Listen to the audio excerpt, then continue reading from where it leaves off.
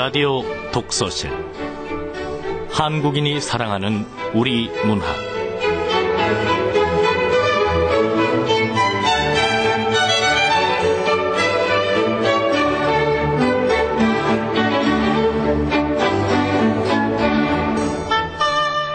안녕하세요. 아나운서 김경란입니다. 이발사의 봄, 장서원. 봄의 요정들이 단발하러 옵니다. 자주 공단옷을 입은 고양이는 졸고 있는데 유리창으로 스며드는 프리즘의 채색은 면사를 덮어줍니다. 늙은 난로는 까맣게 죽은 담뱃불을 빨며 힘없이 쓰러졌습니다. 어항 속 금붕어는 용궁으로 고향으로 꿈을 나르고 젊은 이발사는 벌판에 서서 구름 같은 풀을 가위질할 때 소리 없는 너의 노래 그치지 마라 벽화 속에 졸고 있는 종다리여. 장서원님의 시 이발사의 봄입니다. 1930년에 발표된 작품이에요. 아주 오래된 작품인데요. 이 시만 들어도 봄이 우리 곁에 성큼 다가온 것 같지 않습니까? 올봄에는 여러분도 그 느낌을 시로 한번 적어보세요. 시 완성하시면 저희 홈페이지에 올려주세요. 그럼 제가 낭독해드리겠습니다. 이 봄에 보고 듣고 또 느낀 것을 여러분만의 그 언어로 표현을 하면 그게 바로 한 폭의 시 아니겠습니까? 누구든지 시인이 돼도 좋은 시간, 라디오 독서실입니다. KBS 라디오 독서실, 한국인이 사랑하는 우리 문학, 오늘은 여러분을 고구려로 안내하겠습니다.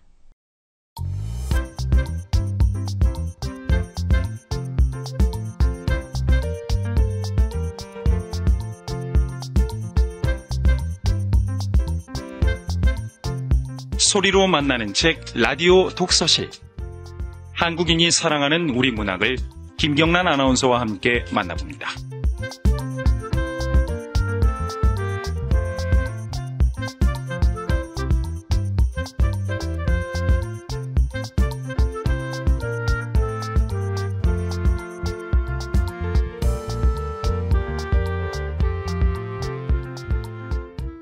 고구려를 포함해 삼국시대 문학 중에서 교과서에 실린 문학작품이 여러 편 있습니다.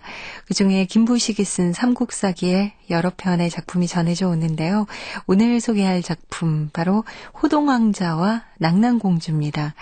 이 작품은 삼국사기 고구려 본기 제2, 고구려 제3대 대무신왕편에 기록되어 있는데요. 이 삼국사기를 쓴 김부식은 고려시대의 학자면서 문신이죠. 그는 오랫동안 관직에 오른 정치가이기도 한데요. 이 삼국사기는 관직에서 물러난 뒤에 편찬을 했습니다. 삼국사기는 보물 723호로 지정돼 있고 총 50권인데요. 통일신라 시대를 포함한 한국 고대사를 연구하는 데 있어 삼국유사와 더불어서 최고의 자료로 평가되고 있죠. 여러분들에게는 어떤 감동을 줄지 그럼 지금부터 김부식의 호동왕자와 낙난공주 함께 하겠습니다.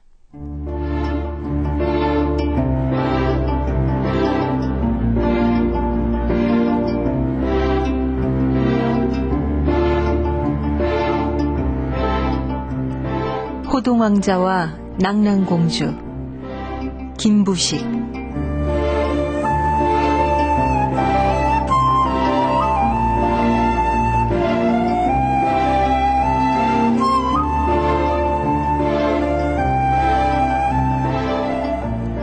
삼국사기 고구려 본기 제2 고구려 제3대 대무신왕편.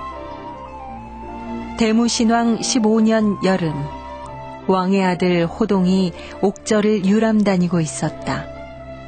낙랑왕 최리가 그곳을 다니다가 호동을 보고 말했다. 그대의 얼굴을 보니 여느 사람이 아니구나. 북쪽나라 대무신왕의 아들인 것 같다. 낙랑왕 최리는 마침내 그를 데리고 돌아가서 자기의 딸 낙난공주를 아내로 삼게 하려고 했다.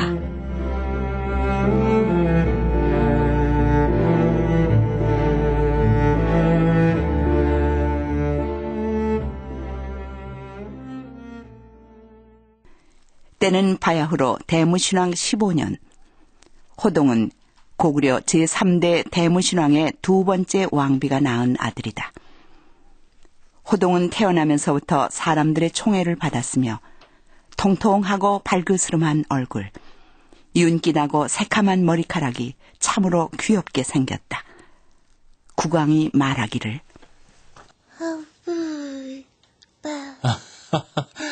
아이고 그놈, 누굴 닮아 이리 잘생겼노. 누가 봐도 장군감일세. 대왕마마 만극하옵니다. 왕비가 수고했소. 내 이 아이의 이름을 호동이라 부를 것이오. 호동이요? 그렇소 왕비. 신동이 세상에 온 것이니 호동이 아니고 뭐란 말이오. 호동아, 너는 내 이름이 어떠하냐? 마음에 드느냐? 왕자도 좋은가 봅니다. 그래, 호동왕자니라. 호동왕자. 호동이 임금의 사랑을 독차지하게 되자 다른 왕자들은 그를 매우 질투했다. 첫째 왕후는 그가 태자로 봉해질 것을 염려해 기회가 있을 때마다 왕 앞에서 그를 헐뜯었다.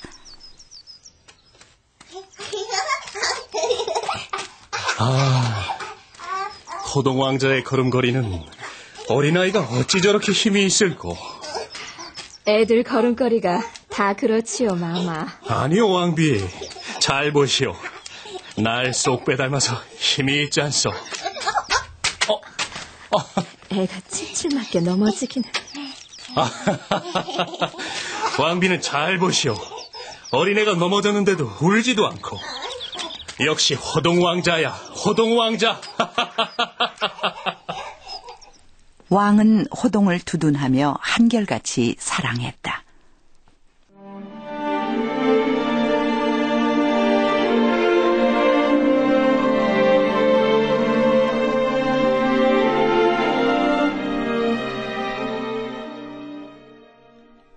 대무신왕 15년, 호동은 건장한 사내로 자랐다. 외모만 잘생긴 게 아니라 출중한 무예도 갖추고 있어 병사를 들이고 싸우든 말을 타고 사냥을 하든 모든 면에서 두각을 나타냈다. 어느 봄날, 호동은 강가에 홀로 앉아 생각에 잠겼다.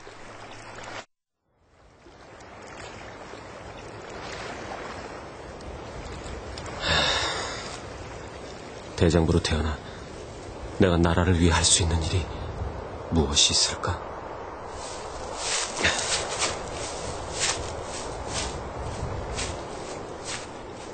그는 강가를 거닐며 깊은 생각에 잠겼다. 호동이 궁전으로 돌아와 임금의 처소 앞을 지날 때였다. 방 안에서 여러 사람들의 말소리가 들려왔다. 호동은 호기심이 동해 문 앞에 서서 가만히 귀를 기울였다. 아바마마와 신하들이 무슨 얘기를 하기에 저리 심각할까? 어디? 대왕마마, 낭랑을 치기는 매우 어렵습니다. 맞사옵니다. 제가 듣자 하니 낭랑국에는 전한의 무제가 기원전 108년에 위시조선을 멸망시키고 설치한 신기한 북과 나팔이 있어 적병이 낭랑 경내에 들어서기만 하면 저절로 큰 소리가 울린다고 하옵니다. 저절로 울리는 북이라. 예, 대왕마마. 낭랑 태수는 북과 나팔이 울리기만 하면 지세가 험한 곳에 군사를 매복시켰다가 손쉽게 적을 물리치고 있습니다. 하여 낭랑을 치려면 먼저 그 북과 나팔을 없애버려야 하옵니다. 그렇게 소중한 것이라면 낭랑국에서 철저하게 보호를 하고 있을 터. 어찌해야 그 북과 나팔을 없앨 수 있을꼬? 적이 쳐들어오기만 하면 스스로 오는 나팔과 북이 있다고? 그 북과 나팔을 없애야만 낭랑을 쳐부줄 수가 있다 이거지. 내가 낭랑에 가서 그 신기한 북과 나팔을 부셔버릴 수는 없을까? 이 일만 성공한다면 나라에 큰 공헌을 하게 되는데. 그래, 이 일을 내가 해보자. 호동은 몹시 흥분됐다. 그는 방문을 열고 들어가 왕 앞에 무릎을 꿇고 앉았다. 왕자의 갑작스런 행동에 왕은 몹시 놀랐다. 신하들은 영문을 몰라 눈이 둥그레졌다. 대왕마마. 호동왕자, 네가 웬일이냐? 아바마마. 저는 아바마마의 따뜻한 사랑 속에서 자라났사옵니다. 전 오래전부터 아바마마의 바다와 같은 깊은 은덕에 조금이라도 보답하기 위해 많은 생각을 하고 있사옵니다. 그래, 너의 마음은 내가 잘 알고 있느니라. 헌데 무슨 일이더냐? 오늘 우연히 듣자하니 낭낭에 신기한 북과 나팔이 있어 정복하기 어렵다 하니 제가 가서 부수고 오도록 유언해 주소서. 뭐라? 네가 낭낭에 가서 북과 나팔을 부수고 오겠다고? 왕자님, 그건 아니되옵니다. 예, 왕자님. 왕자님의 뜻은 알겠사오나 목숨을 잃을 수도 있는 위험한 일이옵니다. 그래, 그건 신하들 말이 맞느니라. 호동왕자 너의 생각은 참으로 기아륵하나 그런 힘든 일을 수행하기엔 네가 아직 어리니라. 아바마마, 어째서 제가 어리다고 생각하시옵니까? 저는 이미 당당한 대장부가 되었사옵니다. 어떤 방법을 써서라도 그 북과 나팔을 꼭 부수고 오겠사오니 저를 보내주시옵소서. 호동왕자가 언제 이렇게 컸단 말이냐? 아바마마, 저를 보내주시옵소서. 그래, 그럼 허락하겠노라. 국가의 중대사가 네 처신에 달려있으니 부디 신중하게 행동하거라.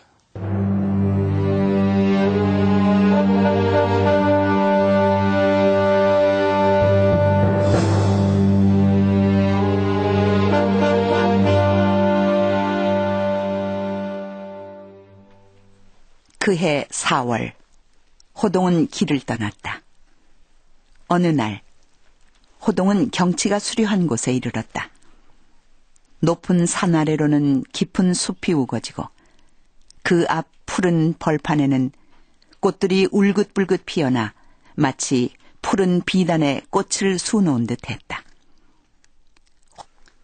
호동이 말에서 내려 잠시 쉬면서 경치를 구경하고 있는데 저쪽 수림 속에서 갑옷을 입은 사람들이 왁자지껄 떠들어대며 말을 달리고 있었다.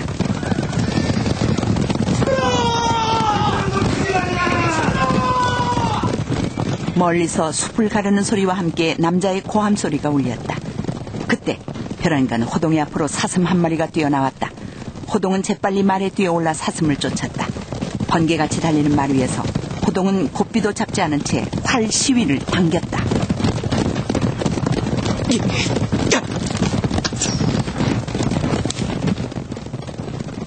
날쌘 호동의 추적에 놀란 사슴은 죽을 힘을 다해 뛰었지만 소용이 없었다.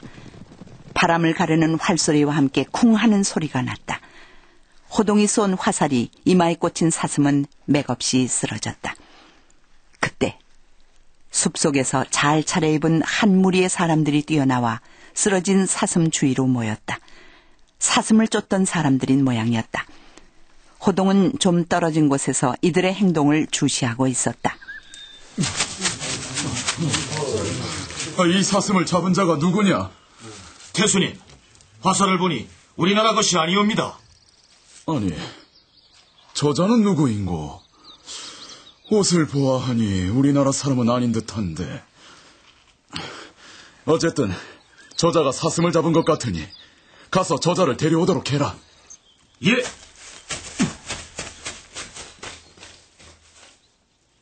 저기 계신 분이 이 나라의 왕 태수님이신데 그대를 불러오라 하시오.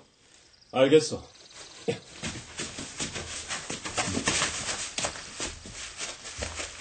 여러분들이 쫓는 사슴인 것을 모르고 제가 그만 사슴을 쏘았나이다. 용서하소서. 그대의 용모를 보니 보통 사람이 아니로다. 그대는 혹시 고구려 왕자가 아니오? 그렇사옵니다. 저는 고구려 대무신왕의 아들 호동이라고 하옵니다. 나는 낭낭태수 최리요. 오늘의 사냥은 나의 부마를 결정하기 위한 특별한 행사로서 흰사슴을 잡는 이에게 그 영광을 돌리기로 했소. 그런데 그대가 흰사슴을 잡았으니 나의 부마가 되어주겠소. 태수님, 저자가 고구려의 왕자라고는 하나 그 말이 참인지 알 수 없으며 원래 저희가 쫓던 것을 저 사람이 우연히 잡은 것이옵니다. 예, 대왕 마마께서 저 사람을 부마로 삼는 것은 합당하지 못한 줄 아려옵니다. 그건 그대들이 잘 몰라서 하는 소리요. 고구려 임금에게 인물이 뛰어난 호동이란 왕자가 있다는 것을 나는 오래전부터 들어 알고 있었느니라. 고구려의 왕자를 사위로 삼는 것이 어찌하여 합당하지 않단 말인가? 그대들은 잔소리를 말고 왕자를 궁전으로 모시어라. 예. 낭낭태수 최리가 고구려 왕자 호동을 부마로 삼으려고 한 데는 나름대로 타산이 있었다. 북방에 있는 고구려가 점차 강대해지고 있어. 이는 우리 낭낭의 안보를 위해서 몹시 불안한 일이야. 어떻게든 고구려와 화친관계를 맺어야 되는데 이렇게 고구려 왕자가 제 발로 찾아왔으니 그를 부마로 삼는다면 고구려와 화친관계는 저절로 맺어지게 되는 것.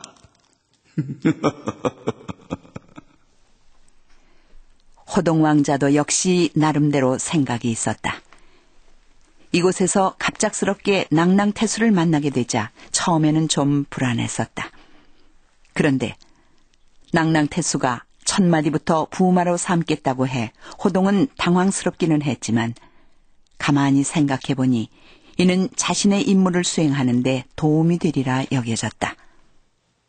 호랑이를 잡으려면 호랑이 굴에 들어가야 하는 법. 이렇게 손쉽게 낭낭 궁궐에 들어갈 수 있게 됐으니 얼마나 다행한 일인가.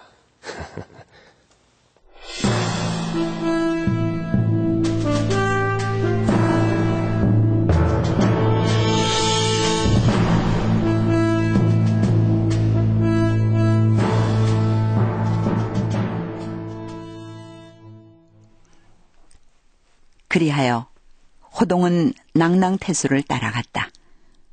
궁전에 들어서니 주악 소리가 은은하게 들리고 많은 신하들이 나와서 태수와 호동에게 축하의 예를 올렸다. 태수는 호동의 손을 잡고 궁궐에 들어가서 자기 옆자리에 앉혔다.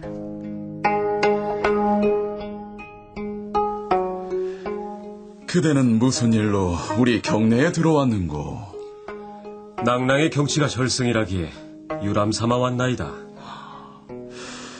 그래, 아까도 말했지만 그대를 부마로 삼았으면 하는데 그대의 생각은 어떠한고?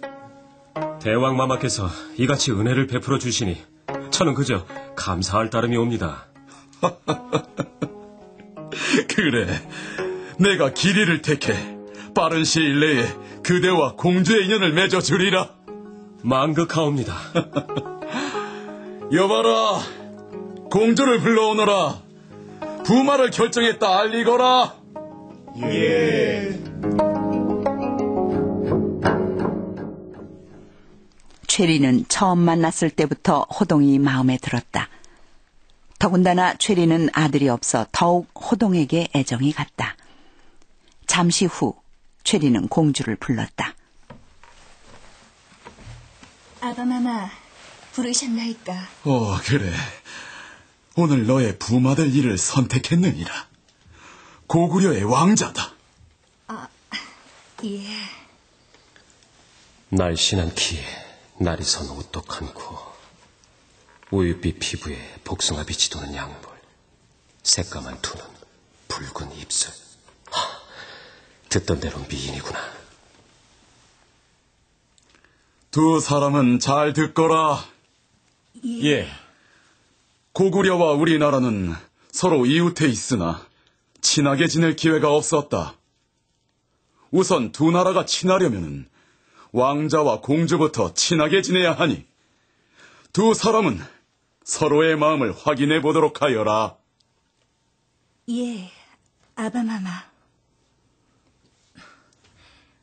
왕자님, 먼 곳에서 오시느라 수고하셨습니다. 이렇게 환대해 주어 고맙소. 나는 이미 결심을 굳혔노라. 고구려의 왕자와 우리 낭랑국 공주와의 국혼을 추진할 것이니 공주 너는 고구려 왕자가 어떠냐? 마음에 드느냐? 아바마마께서 좋다고 하시면 소녀는 아바마마의 뜻을 받들겠나이다.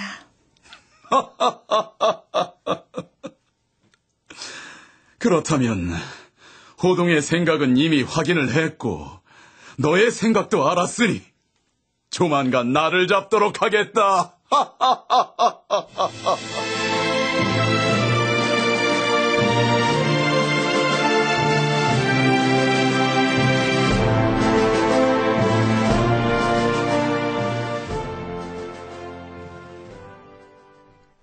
며칠 후 낭랑국 궁궐에서는 큰 잔치가 벌어졌다. 호동과 공주는 사람들의 축복 속에서 부부가 되었다. 세월은 흘러 호동과 공주가 결혼한 지도 몇 달이 지났다. 공주는 호동을 진정으로 사랑했고 순종했다. 호동 역시 아름답고 착한 공주를 지극히 사랑했다. 그러나 호동은 자신이 낭랑국에 온 목적을 한시도 잊은 적이 없었다. 호동은 지난 몇 달 동안 그 신기한 북과 나팔이 어디에 있는지 찾고 찾았으나 끝내 찾지를 못했다. 달 밝은 어느 날 저녁, 호동과 공주는 누각에 올라 다정히 서서 달밤의 경치를 구경했다. 공주. 왜 그러시옵니까? 어디 불편하십니까, 마마? 어느 나라에나 다 자기 나라에만 있는 보물이 있어. 낭랑에는 어떤 보물이 있어? 예? 보물이라고요? 보물이라고 해야 다 그저 그런 것들 뿐이지요. 공주는 아직도 나를 나무로 생각하는가 보군요. 아니, 그게 무슨 말씀이시옵니까? 제가 어찌 당신을 나무로 여긴다고 이러시는지. 그럼 어째서 나에게 그것을 숨기려 드는 거요? 그게 아니라 부왕께서 누구에게도 말해서는 안 된다고 하셨사옵니다. 그럼 좋소. 난 이만 돌아가겠소. 이러지 마세요, 마마. 제가 다 이야기할 것이옵니다. 그래요, 공주. 난 공주가 나를 못 믿는다고 생각하니 그만 화가 나서. 사랑하오, 공주. 예, 마마. 왕자님. 왜 그러시오, 공주? 제가 낭랑의 보물에 대해 다 얘기할 테니 아무에게도 말하지 않겠다고 맹세하시옵소서. 물론 나는 아무에게도 말하지 않을 것이오. 그럼 좋사옵니다. 우리나라에는 신기한 북과 나팔이 있습니다. 적병들이 쳐들어오면 저절로 울려서 위험을 알려준답니다. 과연 진귀한 보물이 그려. 그렇게 귀중한 보물은 잘 보관해야 할 텐데. 별 근심을 다 하십니다. 그 보물은 누구도 가져가지 못하게 잘 보관해 두었사옵니다. 어디에 보관했기에 그렇게 장담하오? 그건 말인가요? 그것은... 그게 좀... 어허, 아직도 나를 못 믿는 거요? 아니옵니다. 아버님 침실 뒤에 있는 누가 위에 있사옵니다. 누가 감히 아버님의 침실에 드나들겠어요. 그뿐인가요? 그 누각 주인은 늘 경계가 삼엄하답니다. 아, 그렇게 보호를 한다니 안심이오. 밤이슬에 감기 들까 두렵소. 그만 내려가시지. 예, 왕자님. 누각에서 내려올 때 공주는 다시 한번 누구에게도 말하지 말라고 당부했다. 그 후 호동은 여러 차례 그곳을 서성거리며 왕이 없는 기회를 타서 들어가려 했으나 성공하지 못했다. 이제는 최후의 방법을 써봐야겠다고 생각한 호동은 공주를 더 극진히 대하면서 공주의 눈치만 살폈다. 어느 날 저녁 호동은 공주에게 이렇게 말했다. 내가 이곳에 온 지도 벌써 1년이 되오. 나는 우리나라 고구려로 돌아가 부왕께 그대와 결혼한 것을 말씀드리고 그대를 데려가려 하오. 예, 왕자님. 저도 마마께서 당신 나라로 가는 것이 옳다고 생각합니다. 저도 마마를 따라가겠사옵니다. 지금은 아니 돼요. 예? 그게 무슨... 나는 아바마마의 허락도 없이 결혼했어. 내가 먼저 가서 부왕의 허락을 받은 후에 예를 갖춰 그대를 맞아드리겠소. 당신이 떠나면 저를 어찌하라고. 혹시 당신이 갔다가 돌아오지 못하면 전 살아갈 수 없을 것이옵니다. 호동은 한참 대답이 없더니 아주 엄숙한 표정을 지으면서 공주에게 말했다. 공주, 내가 돌아가면 다시 오지 못할 수도 있어. 왜 그런 말을 하시옵니까? 하지만 그대가 만약 나를 위하여 한 가지 일만 해준다면 나는 아바마마의 허락을 얻어 틀림없이 그대를 맞이하겠소. 당신이 시키시는 일이라면 전 무엇이든지 할 것이옵니다. 정녕, 무슨 일이든 하겠소? 예, 무슨 일이든 하겠사옵니다. 그렇다면 그 신기한 북과 나팔을 부셔버리시오. 예? 그것은... 그것만은 아니되옵니다. 그 북과 나팔은 나라를 지켜주는 귀중한 보물이옵니다. 그럼 좋소. 나는 당장 이 나라를 떠나겠소. 왜 이러시옵니까, 왕자님?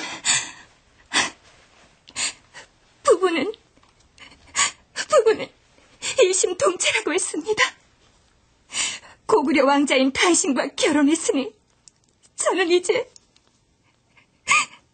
낙낙의 공주가 아니라 고구려의 왕자비입니다. 시키는 대로 하겠사옵니다.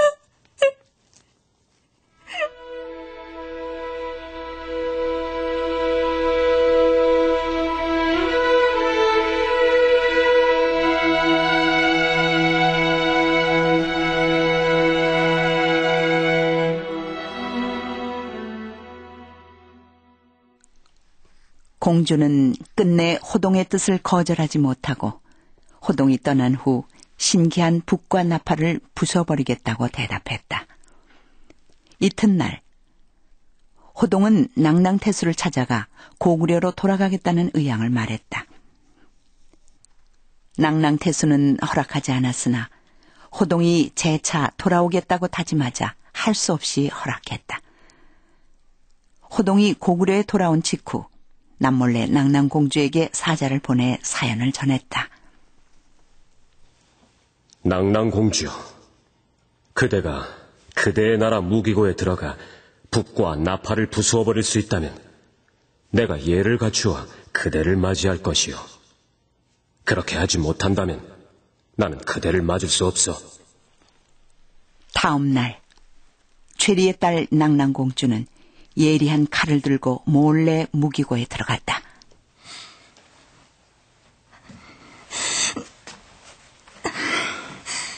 안 돼.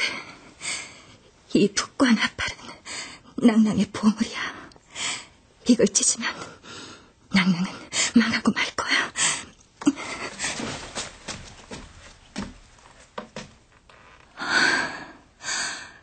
하지만 내 남편 호동 왕자가 이걸 찢으라고 했어.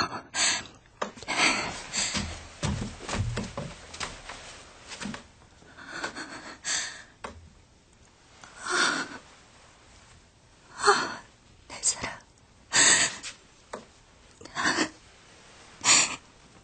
낭낭이요. 내 사랑이요.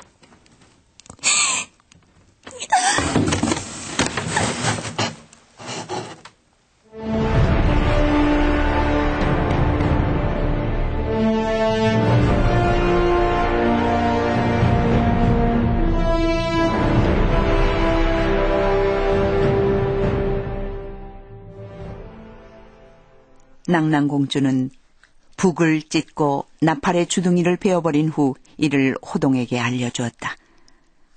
호동 왕자의 권고를 받은 고구려 왕은 곧바로 낭낭을 침공했다. 최리는 북과 나팔이 울지 않으므로 방비를 하지 않았다. 그는 고구려 군사들이 소리 없이 성벽 밑까지 이르게 된 뒤에야 북과 나팔이 모두 훼손되고 만 것을 알았다.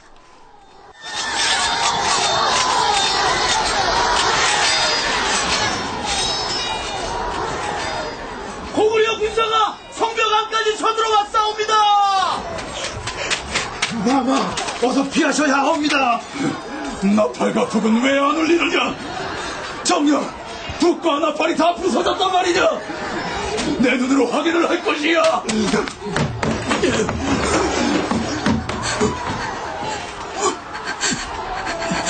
이게 뭐냐? 정말 다 찢어졌구나. 다 찢어졌어. 누가 북과 나팔을 다 찢어놨느냐? 누가? 마마. 호동 왕자의 짓이 분명하다. 공주, 너는 정녕 고구려 왕자가 이 보물들을 벗어놓은 걸 몰랐단 말이냐? 아니옵니다, 마마. 그이가 한 짓이 아니라 제가 부숴버렸습니다. 무엇이야?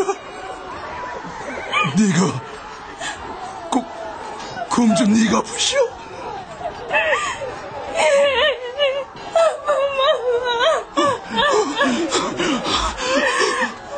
어떻게 네가? 낭낭왕 최리는 마침내 자기 딸을 죽이고 난 후 항복했다. 호동은 왕궁에 들어가자마자 공주의 방으로 달려갔다. 공주 정신 차리시오. 공주.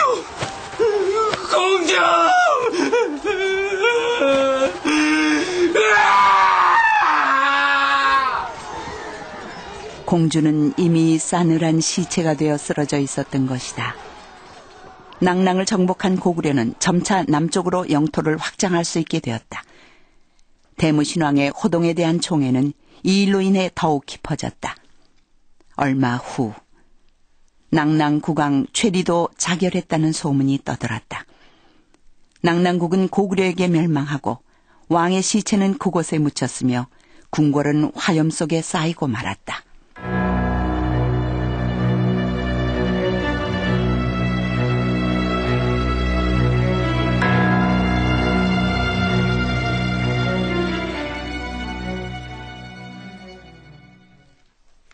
호동의 명성이 드높아지고 있을 때 뜻밖에도 첫째 왕후가 아이를 낳았다.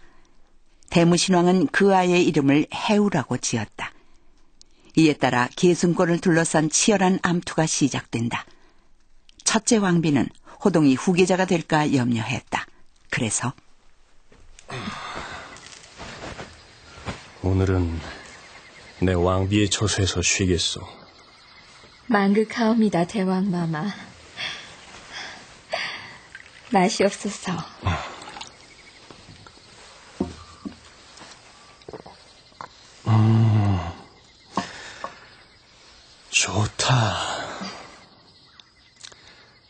왕비, 내 요즘은 기분이 참 좋소. 뭐가 그리 좋으십니까?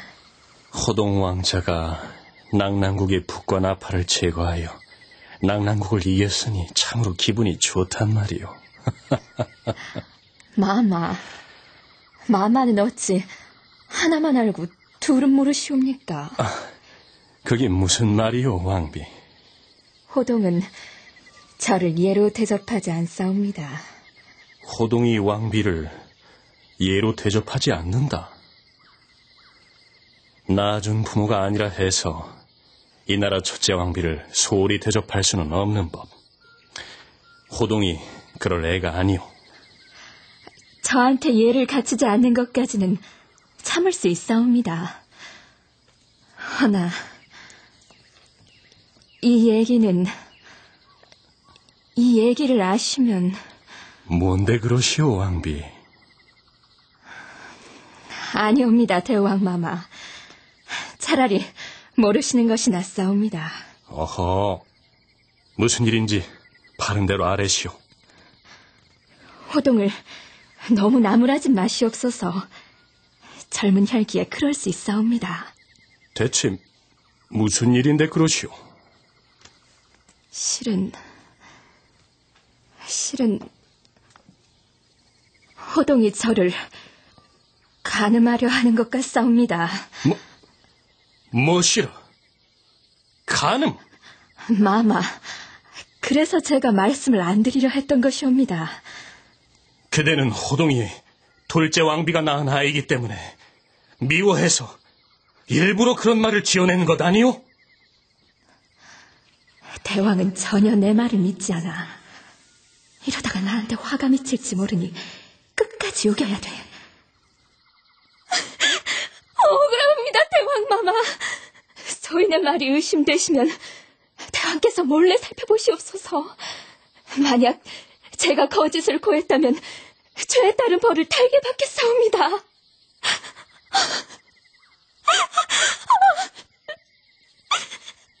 왕비가 저렇게 우는 걸 보니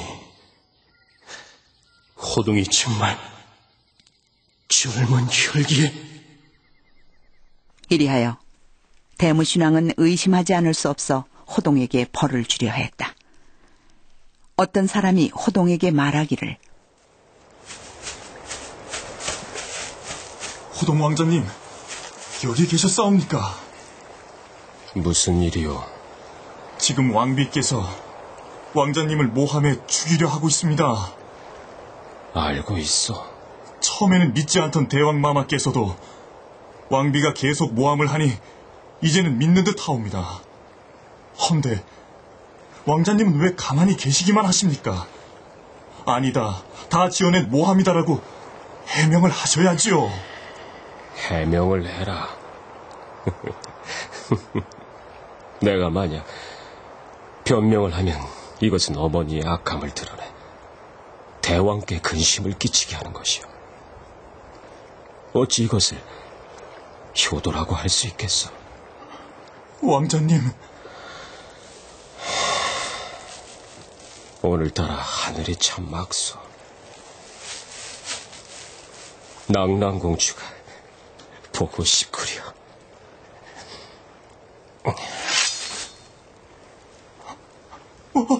왕자님, 무슨... 낭랑공주가 보고 싶소.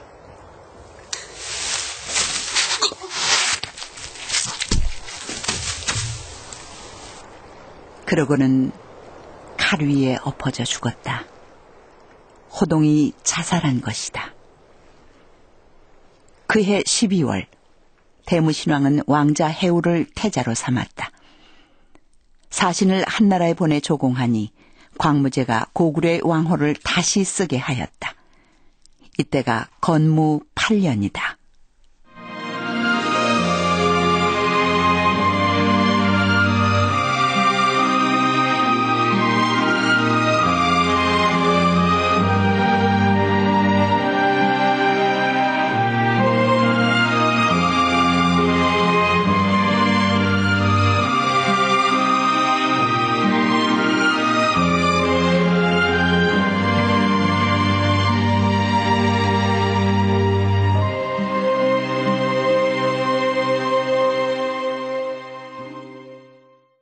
네, 호동왕자와 낭랑공주 함께 하셨는데요. 호동왕자와 낭랑공주 모두 비극적인 종말을 맞았습니다. 이 작품에 관하여 도움 말씀 주실 분 모셨습니다. 한성대학교 국어국문학과 김창룡 교수님 나오셨어요. 어서 오세요. 네, 안녕하세요. 반갑습니다. 네, 반갑습니다. 자, 작품에 대한 이야기부터 한번 나눠볼게요. 이 호동왕자와 낭랑공주 이 이야기가 그러니까 김보식이 쓴 삼국사기에 전해오는 거죠? 네, 맞습니다. 삼국사기 그 고구려 본기 그 세 번째 임금인 고구려의 세 번째 임금인 대무신왕 그쪽에 네. 대무신왕 15년 4월과 11월에 있던 기록으로 이렇게 나와 있습니다. 네. 4월. AD 32년입니다. 서력기원. 네. 야, 그 꽤 오래된 얘기예요. 네, 그렇죠? 네. 2000년 가까운 이야기입니다. 와. 근데 두 사람 모두 결말이 참 비극적이에요. 어떻게 보면 한국판 로미오와 줄리엣이랄까? 이런 느낌이 드는데 그래서 요즘에도 좀 다양한 장르로 각색이 돼서 무대에 오르는 듯합니다. 이 호동왕자 낭랑공주를 가지고 최인훈이라고 하는 작가분이 시곡으로 둥둥낭낭둥이라고 하는 작품을 쓴 맞아요. 것이 기억됩니다. 또 그 밖에도 대학로에서 당시에 80년대 그 연극으로도 상연됐던 기억이 있습니다. 제가 가서 본 일도 있습니다. 네. 연극으로 상연이 됐을 때는 뭐 어떤 줄거리던가요? 네, 그 삼국사기 원전에 있는 내용을 골격으로 해가지고 나머지를 이제 그 연극 시간이 이제 1시간 반, 2시간 되니까 거기에 이제 많이 이렇게 이야기를 상상력을 더 붙여서 만든 걸로 아는데 현대적인 상상력이 많이 도입이 됐습니다. 그래요. 이렇게 원작이 워낙 짧다 보니까 다양한 버전으로 각색이 되는데 호동왕자의 죽음과 관련해서 여러 가지 이야기가 있더라고요. 네. 죽음에 대해서는 그 나머지는 전부 아마 작가들의 상상력에 의존된 것 같고요. 삼국사기 원전에 나와 있는 건 단 한 가지입니다. 오리지널은. 어떤가요? 원래 호동은 그 원비의 소생이 아니라 두 번째 왕비인 차비의 소생입니다. 그래서 그 원비가 자기 소생을 왕자로 하기 위해서 호동을 이제 모함해가지고 그 모함 과정에서 호동이 아버지의 의심을 사서 스스로 자살하는 내용으로 되어 있습니다. 네. 이렇게 보면서 참 많은 분들이 궁금하셨을 거예요. 저도 그렇지만 자명고 있잖아요. 스스로 울리는 북. 그 당시에 2000년 전에 그런 북이 실제로 존재를 했을까요? 교수님 어떻게 보세요? 이건 하나의 인간의 문화적 상상력이 대입되고 가미가 된 것이라고 보여집니다. 뭐 자명고뿐만 아니라 우리 원초적인 그 단군 신화에서도 곰이 웅녀가 된다, 여인이 된다. 그래서 또 환웅과 결혼해서 단군을 낳는다. 이런 이야기 구조도 곰이 어떻게 인간이 될 수 있겠습니까? 그렇죠. 네. 또 하늘에 또 신라 그 향가를 보면 하늘에 해가 둘이 경동왕 때 해가 둘이 떠서 이걸 없애기 위한 여러 가지 그 향가를 이용한 노력들을 하는데 하늘에 해가 두 개 또 어떻게 뜨겠습니까? 그 시대엔 떴는데 지금은 없다는 얘기는 마땅치가 않겠죠. 그러니까 그건 다 신화적인 어떤 형상화가 입혀진 거라고 봅니다. 이 호동왕자도 마찬가지로 스스로 우는 북과 피리의 이 모티브도 하나의 다른 원래적인 이야기를 다른 은유적인 형상화를 입혔다고 이렇게 이해하는 것이 옳을 듯합니다. 네. 그래요. 좀 전체적인 큰 틀에서 그럼 한번 살펴보죠. 호동왕자와 낭랑공주. 이 작품이 말하고 있는 건 뭘까요? 삼국사기는 원래 정사인데 그런 정사 속에 이와 같은 스스로 우는 북과 피리의 그 어떤 허구성 이런 것이 가미되어 있는 설화가 있다는 사실이 놀라운 일인데 여기서 이제 그러니까 역사니까 이건 무슨 작가가 있는 것이 아니라서 작가적 저의가 있고 뭐 이 작품의 주제가 있고 그런 건 아닙니다만은 오늘날 현대적인 의미에서 얘기할 수는 있겠습니다. 이 내용을. 그래서 오늘날 현대적인 의미로 말한다면은 타산적인 사랑, 호동이 갖고 있는 그 타산적인 사랑과 또 낭랑공주가 호동한테 보였던 그런 맹목적인 사랑, 이 너무 극단적인 두 개의 사랑이 만나서 결국 야기된 그런 불행, 이런 걸 생각할 수 있고, 또 그 호동왕자 후반부는 불행한 호동의 죽음 이야기인데 그것은 또 원비와의 갈등에서 야기되는 거기서 발생하는 그런 호동의 비극적 최후를 네. 우리 보지 않았습니까? 이런 이제 권력무상 같은 것을 우리가 여기서 느낄 수 있겠죠. 그렇죠. 네. 이런 현대적인 의미에서 호동을 조명할 수는 있지만 당시에 이것을 무슨 작품으로서 의도적으로 뭐 이렇게 역사 안에 네. 담은 건 아니니까요. 네. 오늘날 현대적인 해석을 하면 좋겠습니다. 네. 오늘 소개한 호동왕자와 낭랑공주 고구려 문학을 대표하는 작품이라고 할 수 있는데 사실 우리가 이 고구려나 삼국시대 문학에 대해서는 좀 생소한 편이거든요. 근데 네. 교수님께서는 고구려 문학을 찾아서라는 책도 내셨는데 그 고구려 문학도 종류가 상당히 많죠. 네. 우리가 생각하는 것보다 많습니다. 우리가 잘 알고 있는 동명왕 신화도 고구려 문학의 가장 그 첫 포문을 열었고 그다음에 아까 말씀드린 바보온달과 평강공주 너무나 유명한 이야기죠. 네. 그것도 바로 고구려 문학의 하나의 대표적인 간판격입니다. 그렇죠. 그다음에 또 우리 고구려 2대 유리왕이 화이와 치 두 여인 사이에서 헤매고 갈등하는 유리왕의 황조가 배경설화가 또 훌륭한 또 노래며 또 설화자 이야기입니다. 또 그 밖에도 은혜가 없는 물고기 이야기라면 잘 아실까요? 명주가 배경설화가 있어요. 강릉 명주에서 두 남녀가 글공부하는 서생이 명주에 내려왔다가 아름다운 아가씨를 만나서 거기서 둘이 약속을 했는데 그 아가씨의 집안에서 갑자기 결혼을 서두르면서 이 아가씨가 당황해서 연못가에서 평상시에 먹이를 주던 그 물고기 중에 하나가 나와서 그 아가씨 비단 편지를 받아서 평양에 가 있던 서생에게 서생이 요리를 하기 위해서 말이죠. 자기 본인이 요리를 하기 위해서 시장에서 물고기를 샀는데 그 배에서 자기 애인의 비단 편지가 나와서 급박한 상황에 달려가서 극적으로 다시 결합하였다 하는 그 유명한 명주가 배경설화도 바로 고구려 문학의 바로 원적지입니다. 그렇군요. 네. 교수님께서 지금 소개해 주신 그런 고구려 문학들, 이 겨울이 다가기 전에 우리 애청자들도 한번 접해보면 또 좋을 듯 싶습니다. 네, 교수님 오늘 말씀 잘 들었습니다. 고맙습니다. 네, 감사합니다. 네. 지금까지 한성대학교 국어국문학과 김창룡 교수였습니다. 오래될수록 그 가치가 더 빛나는 것들이 있죠. 일단 술도 그렇고 친구도 그렇고 오늘 소개한 것처럼 고전 문학도 오래될수록 빛이 나는 것 중에 하나가 아닐까요? 오래된 이들의 숨결을 만나보는 고전 속으로의 여행. 올해는 한번 시도해 보시죠. 지금까지 김부식의 호동왕자와 낭랑공주 편 함께 하셨습니다. 음악 최현석, 효과 안익수, 노동걸, 김기평, 기술 이흥규, 극본 서현희, 제작 박기환, 진행의 김경란이었습니다.